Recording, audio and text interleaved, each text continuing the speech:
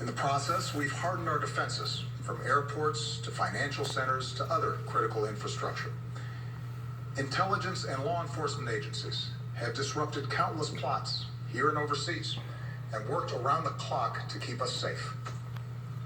Our military and counterterrorism professionals have relentlessly pursued terrorist networks overseas, disrupting safe havens in several different countries, killing Osama bin Laden, and decimating al-Qaeda's leadership. Over the last few years, however, the terrorist threat has evolved into a new phase. As we've become better at preventing complex, multifaceted attacks like 9/11, terrorists turn to less complicated acts of violence like the mass shootings that are all too common in our society. It is this type of attack that we saw at Fort Hood in 2009, in Chattanooga earlier this year, and now in San Bernardino. And as groups like ISIL grew stronger amidst the chaos of war in Iraq and then Syria, and as the internet erases the distance between countries, we see growing efforts by terrorists to poison the minds of people like the Boston Marathon bombers and the San Bernardino killers. For 7 years, I've confronted this evolving threat each and every morning in my intelligence briefing. And since the day I took this office, I have authorized U.S. forces to take out terrorists abroad precisely because I know how real the danger is. As Commander-in-Chief, I have no greater responsibility than the security of the American people. As a father to 2 young daughters who are the most precious part of my life, I know that we see ourselves with friends and co-workers at a holiday party like the one in San Bernardino. I know we see our kids in the faces of the young people killed in Paris. And I know that after so much war, many Americans are asking whether we are confronted by a cancer that has no immediate cure. Well, here's what I want you to know. The threat from terrorism is real, but we will overcome it. We will destroy ISIL and any other organization that tries to harm us. Our success won't depend on tough talk, or abandoning our values, or giving in to fear. That's what groups like ISIL are hoping for. Instead, we will prevail by being strong and smart, resilient and relentless, and by drawing upon every aspect of American power. Here's how.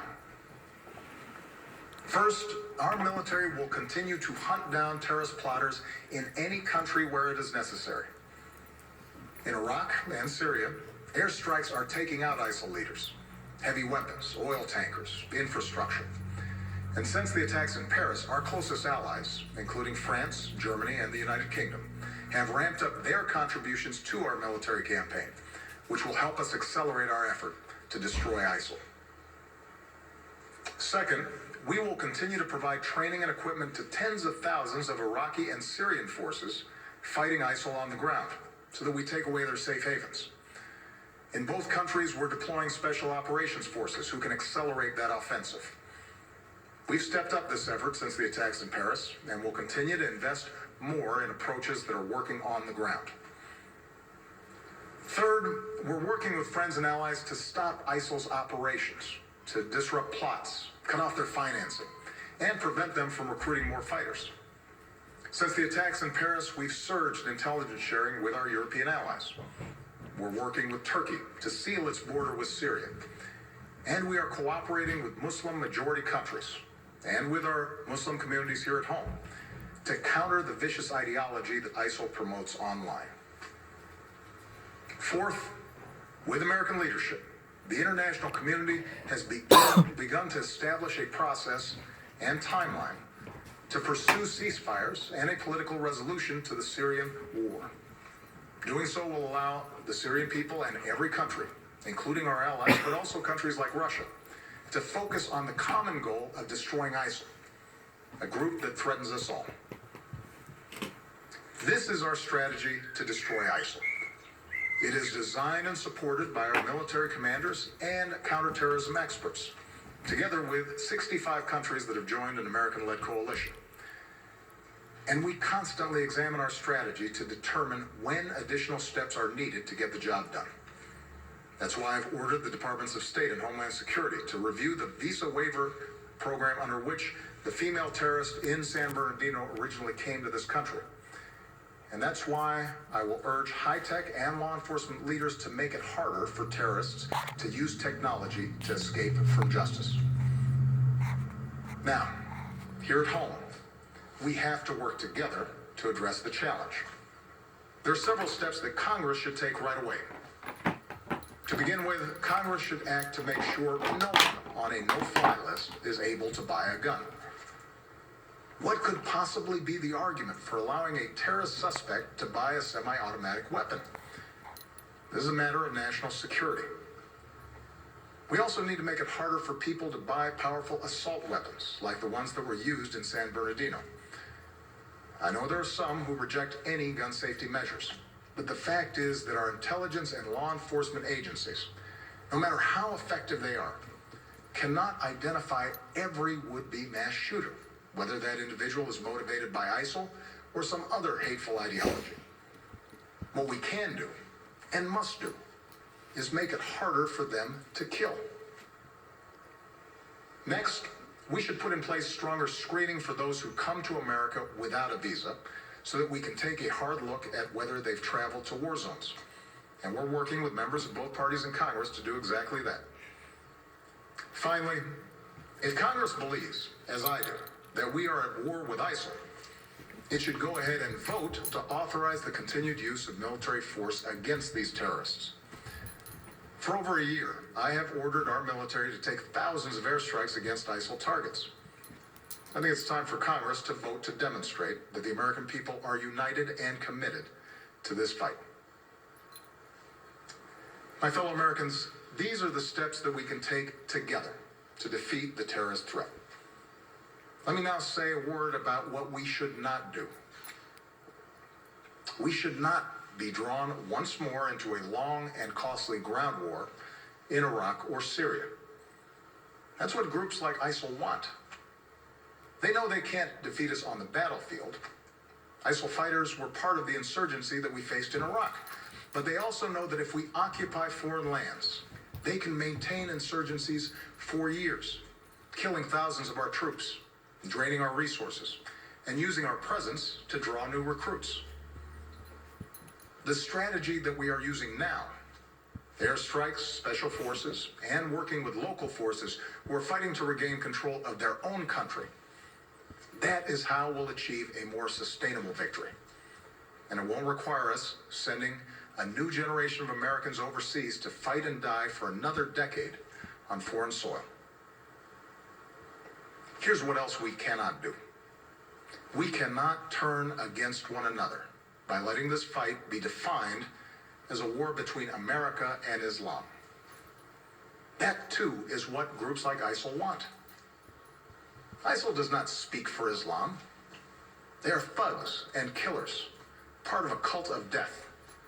And they account for a tiny fraction of more than 1 billion Muslims around the world, including millions of patriotic Muslim Americans who reject their hateful ideology.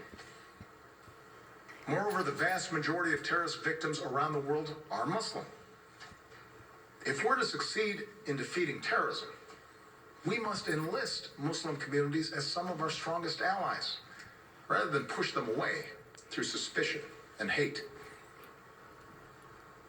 That does not mean denying the fact that an extremist ideology has spread within some Muslim communities. There's a real problem that Muslims must confront without excuse. Muslim leaders here and around the globe have to continue working with us to decisively and unequivocally reject the hateful ideology that groups like ISIL and Al-Qaeda promote. To speak out against not just acts of violence, but also those interpretations of Islam that are incompatible with the values of religious tolerance, mutual respect, and human dignity. But just as it is the responsibility of Muslims around the world to root out misguided ideas that lead to radicalization, it is the responsibility of all Americans, of every faith, to reject discrimination. It is our responsibility to reject religious tests on who we admit into this country. It's our responsibility to reject proposals that Muslim Americans should somehow be treated differently. Because when we travel down that road, we lose. That kind of divisiveness, that betrayal of our values, plays into the hands of groups like ISIL. Muslim Americans are our friends and our neighbors, our co-workers, our sports heroes. And yes, they are our men and women in uniform who are willing to die in defense of our country. We have to remember that. My fellow Americans, I am confident we will succeed in this mission because we are on the right side of history. We were founded upon a belief in human dignity, that no matter who you are or where you come from or what you look like or what religion you practice, you are equal in the eyes of God and equal in the eyes of the law. Even in this political season, even as we properly debate what steps I and future presidents must take to keep our country safe, let's make sure we never forget what makes us exceptional. Let's not forget that freedom is more powerful than fear. That we have always met challenges, whether war or depression, natural disasters or terrorist attacks, by coming together around our common ideals as one nation and one people. So long as we stay true to that tradition, I have no doubt that America will prevail. Thank you. God bless you, and may God bless the United States of America. Speaking on terror, President Obama from the Oval Office. There is continuing coverage on MSNBC and at NBCNews.com. I'm Lester Holt, NBC News Los Angeles. Let's send it back now to Bob Costas.